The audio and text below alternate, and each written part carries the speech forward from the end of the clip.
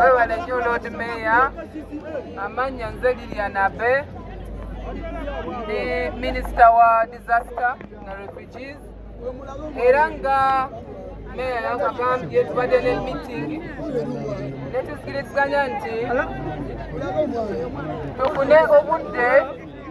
tugende wali watugenda batwala abantu bafunye ebizibu basobola okusuula temporary era kyenjagala basuubiza nti gavumenti eri kulaba enteekateeka yonna okulaba nti tuleme kufuna bizibu bino bye mufunye era tugenda kukola buli kimu okulaba nti muli bulungi naye kyenjagala basaba nti olaba abasirikale bali kukola abapoliisi tubakkirize tubawe obudde n'ekiseera bakole mukiriza maze okuba simu mmere eri mu kkubo bajja gireeta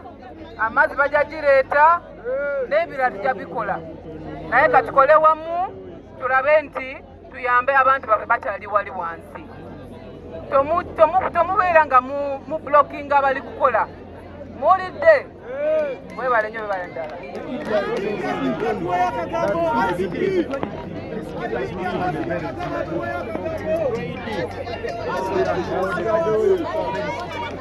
abange